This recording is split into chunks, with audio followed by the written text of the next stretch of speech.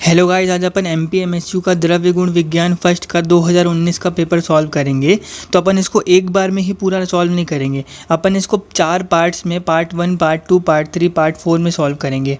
हालांकि अपन इसको एक बार में ही पूरा सॉल्व कर सकते हैं, लेकिन वो आपके लिए बिल्कुल भी प्रोडक्टिव या फिर इनोवेटिव नहीं होगा। क्यों नहीं होगा आपके लिए प्रोडक्टिव? बिल्कुल भी, क्योंकि आपको तो पता ही है कि यूनिवर्सिटी में अगर कोई क्वेश्चन एक बार पूछा जा चुका है तो दोबारा उसी क्वेश्चन की रिपीट होने की पॉसिबिलिटीज़ 90% कम हो जाती है।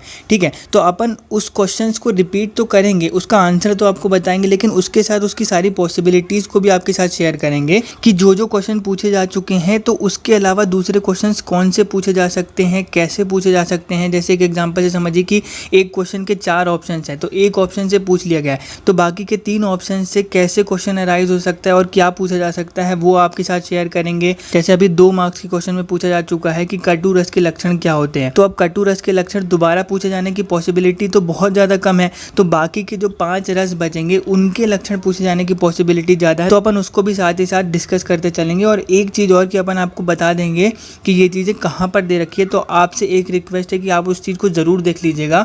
वैसे तो अपन उसकी सारी पॉसिबिलिटीज़ को शेयर करेंगे, लेकिन अगर बाई चांस कोई चीज़ हमसे छूट जाती है तो आप भी साथ ही साथ उसको देखते चलिएगा। ठीक है, तो अपन इसको 4 पार्ट में कवर करेंगे। फर्स्ट पार्ट में 1 मार्क्स क्वेश्चन को कवर करेंगे, सेकेंड पार्ट में 2 मार्क्स के क्वेश्चन को कवर करेंगे, थर्ड पार्ट में 5 नंबर के जितने भी क्वेश्चंस हैं उनको कवर करेंगे, और फोर्थ पार्ट में 10 नंबर के क्वेश्चंस को कवर करेंगे। तो चलिए स्टार्ट करते हैं 1 मार्क्स के क्वेश्चंस को। एमपीएमएसयू के द्रव्य गुण फर्स्ट के 2019 के पेपर को स्टार्ट करते हैं। तो चलिए स्टार्ट करते हैं पहले क्वेश्चन से। चरक अनुसार कौन सा द्रव्य स्तन्य शोधन दशमानी में कहा गया है?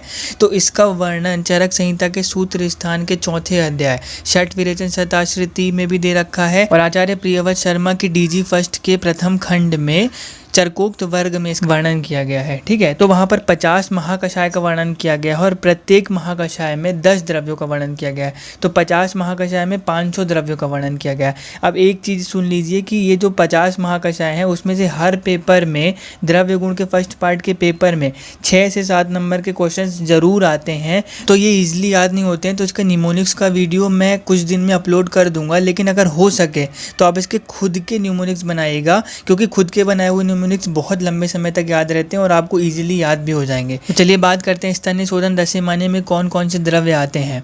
पाठा, महाऔषध। महाऔषध शुंठी का पर्याय है। महाऔषध शुंठी को इसलिए कहा जाता है क्योंकि वो अनेक रोगों में प्रशस्त होती है। सुरदारू या फिर देवदारू, मुस्ता या फिर नागरमोथा, मूर्वा, गुड़ूची, वत्सक फल या फिर इंद्रयव, किरात तिक्त यानी कि चिरायता, कटुरोहिणी या फिर कटुकी, और सारिवा इति दशमानी स्तन्य शोधनानि भवन्ति। तो यहाँ पे चंदन, त्रिव्रत और हरिद्रा नहीं है इसका आंसर। पाठा सबसे पहला वर्ड ही दिखाई दे रहा है आपको स्तन्य शोधन दशमानी में। फिर बात करते हैं सेकंड क्वेश्चन की। चरक अनुसार वृश्यवात हराणाम द्रव्य कौन सा कहा गया है? तो इसका वर्णन हमारे चरक संहिता के सूत्र स्थान के 25वें अध्याय यज्ञ पुरुषी अध्याय में अग्रय प्रकरण दे रखा है, और हमारे आचार्य प्रियव्रत शर्मा की डीजी फर्स्ट की बुक में प्रथम खंड के 5वें अध्याय चरकोक्त वर्ग के आगे ही अग्रय प्रकरण दे रखा है, उसका वर्णन वहां पर दे रखा है। तो ये अग्रय प्रकरण को आप बहुत अच्छे से याद करिएगा, क्योंकि ये बहुत इंपॉर्टेंट है। इसमें बहुत सारे ड्रग्स के स्मॉल कोटेशंस दे रखे हैं, जो कि आपको एक बार में तो याद नहीं होंगे, लेकिन आप उसको 2-3 बार 4 बार देखेंगे तो आपको इजीली याद हो जाएंगे। अब इसका बेनिफिट क्या है? तो इसका बेनिफिट ये है कि आपकी जो डीजी सेकंड की जो लॉन्ग ड्रग्स हैं उनके सर्वश्रेष्ठ कर्मों के छोटे छोटे कोटेशंस दे रखे हैं। तो ये डीजी सेकंड में भी आपके लिए बहुत ज़्यादा हेल्पफुल होगा कि आपने जब भी कोई ड्रग को स्टार्ट किया तो उसमें आपने पहले एक उसका सर्वश्रेष्ठ कर्म का छोटा सा कोटेशन लिख दिया, जो कि हम पहले डिस्कस कर चुके हैं कि अगर ये स्मॉल कोटेशन आप पहले किसी ड्रग में लिख देते हैं तो उसका एग्जामिनर के ऊपर बहुत अच्छा इंप्रेशन पड़ता है आपका। तो बात करते हैं हम हमारे क्वेश्चन की। वृश्यवात हराणाम द्रव्य का उदाहरण क्या है? तो चित्रक मूल की बात करेंगे तो चित्रक मूलम दीपनी पाचनी गुदशूल शोथ अर्श हराणाम, मतलब दीपनी है, पाचनी है, गुदशूल शोथ और अर्श का हरण करने वाली है। फिर बात करते हैं सेकंड ऑप्शन की बिल्व। तो बिल्व संग्राहिक दीपनी वात कफ प्रशमना नाम, संग्राहिक है, दीपनी है और वात और कफ का प्रशमन करने वाली है। अतिविषा की बात करेंगे तो दीपनी पाचनी संग्राहिक सर्वदोष हराणाम, दीपनी है, पाचनी है, संग्राहिक है और सभी दोषों का हरण करने वाली है। फिर बात करते हैं एरंड मूल की। तो एरंड मूलम वृश्यवात हराणाम, तो इसका आंसर है आपका एरंड मूल। ठीक है, तो ये कोटेशंस आप जरूर याद करने का। और दूसरी चीज़, अग्रह प्रकरण में एक चीज़ ऐसी दे रखी जैसे कि एरंड मूल पूछ ली गई है, तो उसमें सारी मूलों को एक साथ अगर आप लिख लेंगे, जैसे एरंड मूल, पिप्पली मूल, चित्रक मूल, पुष्कर मूल, अनंत मूल, तो एक साथ ही आप जब कोरिलेट करके याद कर तो आपको चीज़ें ज़्यादा ईजी लगेंगी और ज़्यादा ईजिली आपको चीज़ें याद भी हो जाएंगी। फिर बात करते हैं हम थर्ड क्वेश्चन की, ज्वरे तु सततम पथ्यम कोष्ठ शुद्धिकरम परम कौन से द्रव्य के लिए कहा गया है? इसका ऑप्शन है कृतमाल, शुंठी, त्रिव्रत और विभीतिकी। तो एक पॉइंट यहाँ पे इस क्वेश्चन को सॉल्व करने से पहले सुन लीजिए कि आप किसी भी द्रव्य के पर्याय जरूर याद करिएगा, क्योंकि एग्जाम में क्या होता है, मोस्ट ऑफ द टाइम कोई भी द्रव्य का डायरेक्टली द्रव्य बहुत कम पूछे जाते हैं, द्रव्यों के पर्याय से द्रव्य पूछे जाते हैं। मान लीजिए आपको कोई द्रव्य याद है, उसके बारे में आपको सब कुछ पता है, लेकिन आप उसके पर्याय ही नहीं जानते हैं, तो वो द्रव्य आता हुआ भी आपको क्वेश्चन छूट जाएगा। इसीलिए आप उसके पर्याय पर जरूर ध्यान दीजिएगा। तो ये कृतमाल जो है आरगवद का पर्याय है, अमलतास भी कहते हैं इसको। की वीडियो हम ऑलरेडी हमारे YouTube चैनल पे अपलोड कर चुके हैं। तो गाइज, हमने जो वीडियोस हमारे YouTube चैनल पे अपलोड करी है, हमने मेनली फोकस उनके पर्याय पे ही किया है, क्योंकि पर्याय से किसी भी ड्रग्स को आप अच्छी तरीके से पहचान सकते हो, उसके स्वरूप को आप पूरी तरीके से लिख सकते हो। तो बात करते हैं हम हमारे क्वेश्चन की, ज्वरे तु सततम पथ्यम, जो ज्वर में हमेशा प्रयोग में लिया जाता है, और कोष्ठ शुद्धिकरम परम, कोष्ठ शुद्धि के लिए परम द्रव्य माना जाता है। तो हमारा आंसर है कृतमाल या फिर अमलतास या फिर आरगवद। ठीक है, ये सब इसी के पर्याय। इसके बाद कुछ इंपॉर्टेंट पॉइंट्स डिस्कस कर लेते हैं जो हमेशा, चाहे वो यूजी का एग्जाम हो चाहे पीजी का एग्जाम हो, रेगुलरली पूछे जाते हैं। तो ये चार चीज़ें हैं। सुख विरेचन नाम किसको कहते हैं? तो त्रिव्रत या फिर निषोध सुख विरेचना नाम, आरगवद या फिर अमलतास या कृतमाल मृदु विरेचना नाम, स्नूही क्षीर तीक्ष्ण विरेचना नाम, और अपा मार्ग प्रत्यक पुष्पा शिरो विरेचना नाम। फिर बात करते हैं हम हमारे फोर्थ क्वेश्चन की कि चरक के अनुसार कौन से रस में स्निग्ध, शीत और गुरु गुण है? ठीक है, तो इसका वर्णन हमारी आचार्य प्रियव्रत शर्मा की डीजी फर्स्ट की बुक में द्वितीय खंड के चतुर्थ अध्याय रस में दे रखा है। ठीक है, तो अब इसमें चार ऑप्शन है हमारे, अम्ल रस, लवण रस, मधुर रस और कटु रस। तो इस क्वेश्चन को हम एक शॉर्ट ट्रिक से समझने की कोशिश करते हैं कि हमारे 6 रस हैं, मधुर, अम्ल, लवण, कटु, तिक्त, कषाय। तो इनमें जिन जिन महाभूतों की प्रधानता है, तो उन महाभूतों की प्रधानता को अगर अपन देख लें तो उन महाभूतों की प्रधानता से हम उनके गुणों को पता लगा सकते हैं।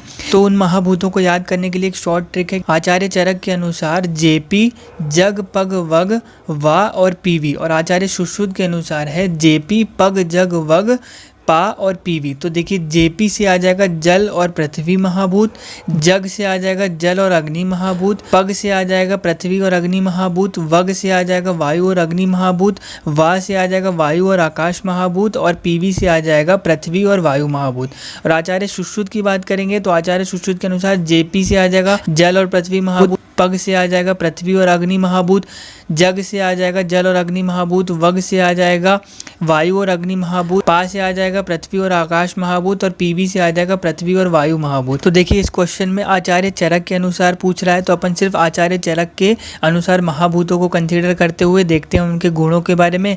तो मधुर रस में जल और पृथ्वी महाभूत प्रधान है, तो उनके गुणों को देखिए कि जल महाभूत के कारण स्निग्ध और शीत गुण आ जाएगा, और पृथ्वी महाभूत के कारण गुरु गुण आ जाएगा। अम्ल रस की बात करेंगे तो उसमें जग आ जाएगा, मतलब जल और अग्नि महाभूत प्रधान रहते हैं, तो जल महाभूत के कारण स्निग्ध गुण आ जाएगा, और अग्नि महाभूत के कारण उष्ण और लघु गुण आ जाएगा। फिर बात करेंगे लवण रस की, तो लवण रस में पग मतलब पृथ्वी और अग्नि महाभूत, तो पृथ्वी महाभूत के कारण गुरु और स्निग्ध गुण आ जाएंगे, और अग्नि महाभूत के कारण उष्ण गुण आ जाएगा।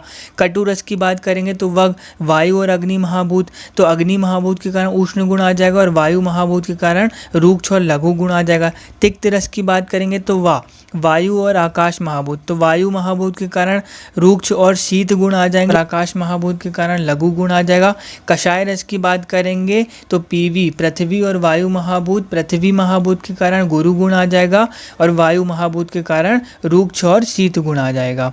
तो देखिए, हमारा क्वेश्चन था, पूछा गया था चरक के अनुसार कौन से रस में स्निग्ध, शीत और गुरु गुण, तो आंसर है इसका सी, मधुर रस। मधुर रस में स्निग्ध, शीत और गुरु गुण बताए गए हैं। तो मधुर रस में अपन ने देख लिया जल और पृथ्वी महाभूत थे, जल महाभूत के कारण स्निग्ध और शीत गुण थे, और पृथ्वी महाभूत के कारण गुरु गुण थे। तो ये एक शॉर्ट ट्रिक से अगर डायरेक्टली आपसे क्वेश्चन एग्जाम में पूछ लिया गया कि मधुर रस में या फिर अम्ल रस में कौन से महाभूत प्रधान है, और अगर एग्जाम में ये पूछ लिया गया कि किस रस में किस गुण की प्रधानता है, तो आप इन महाभूतों से उनके गुणों को भी लिख सकते हैं। फिर बात करते हैं हम फिफ्थ क्वेश्चन की कि चरक के अनुसार कौन से रस में स्तन्य शोधन कर्म होता है। ऑप्शन है मधुर रस, कटु रस, कषाय रस और तिक्त रस।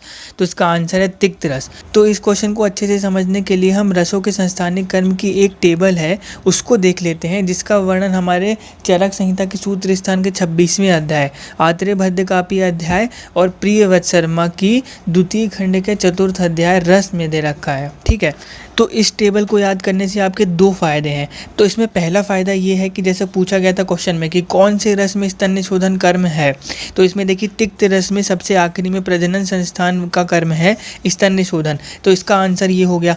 तो इसी टाइप में एग्जाम में अगर कोई और क्वेश्चंस फ्रेम हो जाते हैं कि मान लीजिए अगर एग्जाम में पूछ लिया जाता है कि स्तंभन कर्म कौन से रस का है, तो स्तंभन कर्म हमारा कषाय रस के पाचन व संस्थान का कर्म है। तो इस तरीके के आप 1 नंबर के पूरे क्वेश्चन सॉल्व कर सकते हैं। दूसरा फायदा इसका ये है कि हमने एक वीडियो अपलोड करके रखा है इजी वेज टू लर्न रस पंचक ऑफ ड्रग, तो हमने उसमें रसों की प्रधानता के ऊपर द्रव्यों को एक साथ रखा हुआ है। तो वहाँ पर हमने ये डिस्कस किया था कि अगर आपको किसी भी द्रव्य का प्रधान रस पता है तो आप उसके दोष कर्म और आमयिक प्रयोग को आसानी से लिख सकते हैं। तो चलिए इसको एक एग्जांपल से समझते हैं। जैसे LRT 432 में वहाँ पर हमने 10 ड्रग्स रखी थी, तो 4 यानी कि कटु रस प्रधान था। तो अगर आपने उस कटु रस के सारे संस्थानिक कर्म यहाँ से याद कर लिए, तो एग्जाम में अगर वो 10 ड्रग्स आती हैं और आपको ये पता है कि उन 10 ड्रग्स में कटु रस प्रधान है, तो आप आसानी से उस द्रव्य के पूरे दोष कर्म और आमयिक प्रयोग लिख सकते हैं। तो एक पॉइंट को और समझिए कि बुक में किसी भी रस के संस्थानिक कर्म एक साथ दे रखे हैं,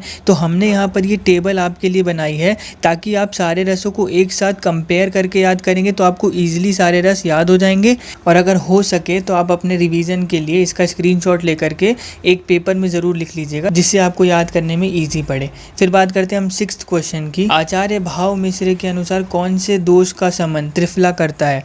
इसके ऑप्शन है वात पित्त, कफ पित्त, कफ और वात। तो जैसा कि आपको पता ही होगा कि त्रिफला में 3 कंटेंट रहते हैं, आम्लकी, विभीतिकी और हरितिकी। तो ये एग्ज़ाम का भी फेवरेट क्वेश्चन है और अपन प्रैक्टिकल लाइफ में भी त्रिफला का बहुत ज़्यादा यूज़ करते हैं। तो देखिए आचार्य भाव मिश्र ने एक श्लोक बताया है, अगर याद कर सके तो आप इसको ज़रूर याद कर लीजिएगा। त्रिफला कफ पित्तग्नि मेह कुष्ठ हरासरा। त्रिफला मतलब कफ पित्तग्नि है, जो हमारा क्वेश्चन पूछा गया था कि त्रिफला कौन कौन से दोषों का शमन करता है, तो इससे आपका आंसर भी निकल आएगा कि त्रिफला कफ पित्त शामक है। त्रिफला कफ पित्त अग्नि मेह कुष्ठ हरासरा। तो देखिए कफ शामक है इसीलिए प्रमेह में इसका उपयोग किया जाता है, और पित्त शामक है इसीलिए कुष्ठ आदि रोगों में इसका प्रयोग किया जाता है। चक्षुष्या मतलब चक्षुष के लिए हितकर है। दीपनी दीपन का कार्य करती है। रुच्या रुचि उत्पन्न करती है भोजन के प्रति। और विषम ज्वर नाशनी, विषम ज्वर में इसका प्रयोग किया जाता है। फिर इसके रस की बात करेंगे तो त्रिफला में कषाय रस रहता है। वीर्य देखेंगे तो अनुष्ण इसका वीर्य है और विपाक इसका मधुर है।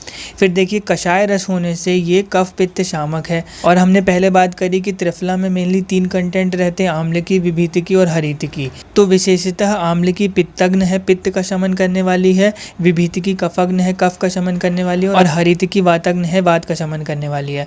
फिर इसके 3 टाइप्स बताए गए हैं, स्वल्प त्रिफला, मधुर त्रिफला और सुगंधी त्रिफला। तो बात करते हैं स्वल्प त्रिफला की, तो इसमें 3 द्रव्य लिए गए, गंभारी, खजूर और परूषक। इनके फलों को मिलाकर के स्वल्प त्रिफला कहा गया है। मधुर त्रिफला की बात करेंगे तो परूषक के स्थान पे द्राक्षा यानी कि अंगूर को ले लिया गया है राज निघंटु में, और इन तीनों को मिलाकर के मधुर त्रिफला कह दिया गया है। और सुगंधी त्रिफला की बात करेंगे तो जाति फल, लवंग और पूग फल, इन तीनों को मिलाकर के सुगंधी त्रिफला कहा गया है। फिर बात करते हैं हम 7वें क्वेश्चन की कि भाव प्रकाश निघंटु का काल है 15वीं सदी, 16वीं सदी, 13वीं सदी या फिर 18वीं सदी।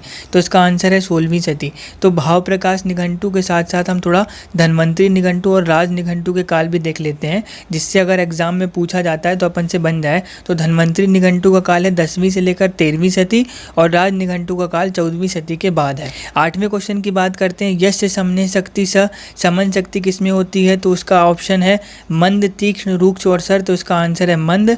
और 9वें क्वेश्चन की बात करेंगे, यश लेपने शक्ति स लेपन शक्ति किसमें होती है? तो इसके ऑप्शन है विशद, सलक्षण, पिच्छिल और खर। तो इसका आंसर है पिच्छिल। तो 8वें और 9वें क्वेश्चन को समझने के लिए हम फिर से एक टेबल का सहारा लेते हैं, जिससे आपको ईजिली याद हो जाए। तो उसमें पूरे गुरुवादी गुण, जो 20 गुरुवादी गुण कहे गए हैं, उनके मुख्य कर्म बता दिए गए हैं। तो इनको भी आप कंपेयर करके याद करेंगे तो आपको ईजिली याद हो जाएंगे। तो देखिए गुरु गुण का मुख्य कर्म है ब्रीहण, लघु गुण का मुख्य कर्म है लंघन, शीत गुण का मुख्य कर्म है स्तंभन, उष्ण गुण का मुख्य कर्म है स्वेदन, स्निग्ध गुण का मुख्य कर्म है स्नेहन, रूक्ष गुण का मुख्य कर्म है रूक्षण, मंद गुण का मुख्य कर्म है शमन, तीक्ष्ण गुण का मुख्य कर्म है शोधन, स्थिर गुण का मुख्य कर्म है धारण, सर गुण का मुख्य कर्म है प्रेरण, मृदु गुण का मुख्य कर्म है सलथन, कठिन गुण का मुख्य कर्म है दृढ़ीकरण, विशद गुण का मुख्य कर्म है छालन, पिच्छिल गुण का मुख्य कर्म है लेपन, लक्षण गुण का मुख्य कर्म है रोपण, खर गुण का मुख्य कर्म है लेखन,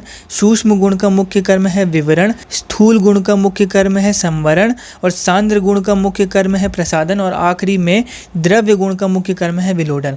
अगर आपको इसको देखना है तो ये प्रियव्रत शर्मा की डीजी फर्स्ट की बुक में द्वितीय खंड के द्वितीय अध्याय में दे रखा है। फिर बात करते हैं हम 10वें क्वेश्चन की। तो अष्टविध वीर्यवाद की संज्ञा किस आचार्य ने दी है? इसके ऑप्शन है चरक, सुश्रुत, वाग्भट और उक्त सभी। तो सभी आचार्यों ने, आचार्य चरक ने, आचार्य सुश्रुत ने, आचार्य वाग्भट ने अष्टविध वीर्यवाद की संज्ञा दी है, जिसका वर्णन हमारी प्रियव्रत शर्मा की डीजी फर्स्ट की बुक में द्वितीय खंड के 6ठे अध्याय में दे रखा है।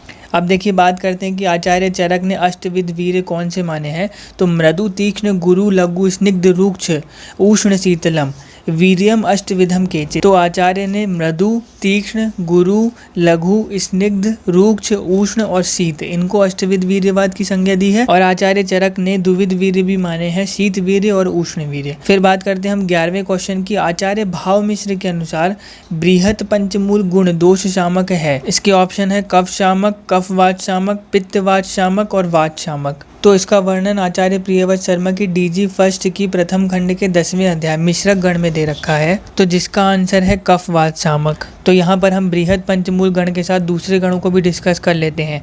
तो बृहद पंचमूल हमने देख लिया, वात कफ शामक है। लघु पंचमूल की बात करेंगे तो वो वात पित्त शामक है। 10 मूल की बात करेंगे तो वो त्रिदोषज्ञ है, त्रिदोष का शमन करने वाला है।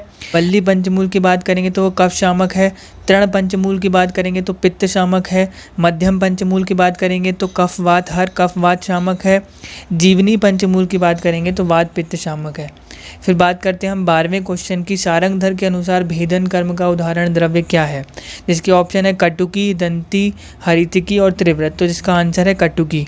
गाइज हमने एक वीडियो कर्मों के भेद एवं उदाहरण पे पहले ही अपलोड कर चुका है, जिसमें CCIM के पूरे हमारे सिलेबस के 24 कर्मों के बारे में दे रखा है। और उसमें हमने ये भी डिस्कस किया है कि कौन से क्वेश्चंस 1 नंबर में फ्रेम हो सकते हैं, पिछले ईयर्स में कौन कौन से क्वेश्चंस पूछे जा चुके हैं, 2 नंबर में कौन से क्वेश्चंस फ्रेम हो सकते हैं और कैसे उन क्वेश्चंस को अटैम्प्ट कर सकते हैं। तो उनके बारे में हमने पूरी डिटेल वहाँ पर बता करके रखी है। अगर आप चाहें तो डिस्क्रिप्शन में उसकी लिंक दे रखी है, आप उसे जा करके देख सकते हैं। फिर बात करते हैं हम 13वें क्वेश्चन की। निम्न में से कफ शामक रस कौन से हैं? तो इसके ऑप्शन है कटु, तिक्त, कषाय और उक्त सभी। तो इसका आंसर है उक्त सभी रस। तो अब अपन बात कर लेते हैं कि कौन कौन से रस किस दोष का शमन करते हैं और किस दोष के प्रकोपक कारण होते हैं। तो देखिए मधुर, अम्ल, लवण यहाँ पे वात का शमन करते हैं। कषाय, तिक्त और मधुर पित्त का शमन करते हैं। कटु, तिक्त और कषाय कफ का शमन करते हैं। कटु, अम्ल, लवण इसको आप काल से भी याद कर सकते हैं, KAL। के से आप कटु को देख लीजिए, A से आप अम्ल और L से लवण। तो काल जो रहता है वो पित्त प्रकोपक रहता है। तो काल हमेशा पित्त प्रकोपक रहेगा, तो कटु, अम्ल और लवण पित्त प्रकोपक रहेंगे। तो बाकी के बचे हुए 3 रस मधुर, तिक्त और कषाय पित्त का शमन करेंगे।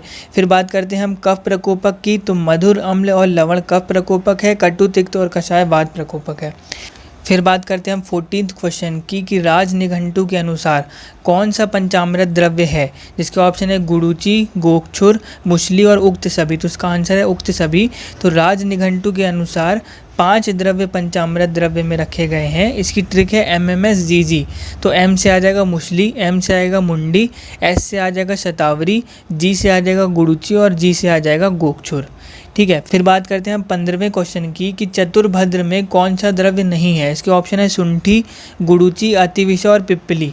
तो इसमें चतुर्भद्र में 4 द्रव्य कहे गए हैं, सुंठी, अतिविषा, मुस्ता और गुड़ूची। तो इसका आंसर है पिप्पली। फिर बात करते हैं हम 16वें क्वेश्चन की पुरी से जनन है चरक अनुसार। तो इसके ऑप्शन है गोक्षुर, यव, इक्षु और उक्त में से कोई नहीं।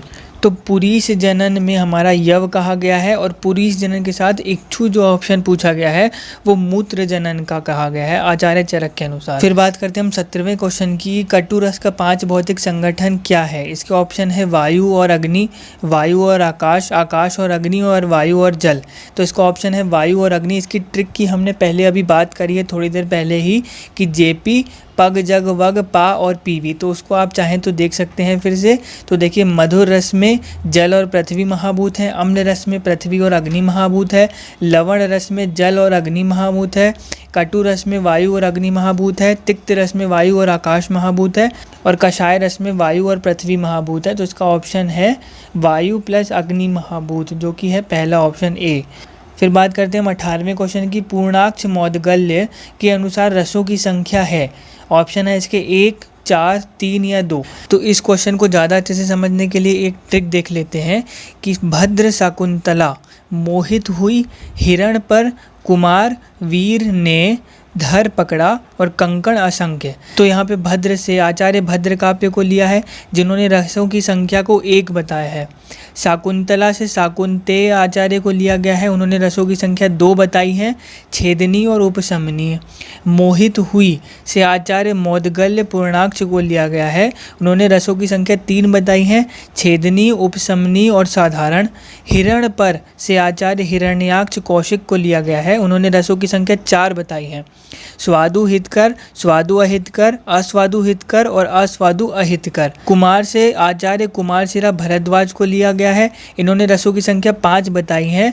5 महाभूतों से 5 रसों की संख्या बताई है, भौम, औदक, आग्नेय, वायवी और आकाशीय। वीर से आचार्य वार्योवेद को लिया गया है, उन्होंने रसों की संख्या 6 बताई है, गुरु, लघु, शीत, उष्ण, स्निग्ध और रूक्ष। ने से वैदेह निमि आचार्य को लिया गया है, इन्होंने रसों की संख्या 7 बताई है। मधुर, अम्ल, लवण, कटु, तिक्त, कषाय और क्षार को इन्होंने ऐड किया है। धर पकड़ा से धमारगांव बड़े आचार्य को लिया गया है, इन्होंने रसों की संख्या 8 बताई है। मधुर, अम्ल, लवण, कटु, तिक्त, कषाय और क्षार और अव्यक्त को मिलाकर के 8 बताए हैं। कंकड़ असंख्य से आचार्य कांकायन को लिया गया है, इन्होंने रसों की संख्या असंख्य बताई है।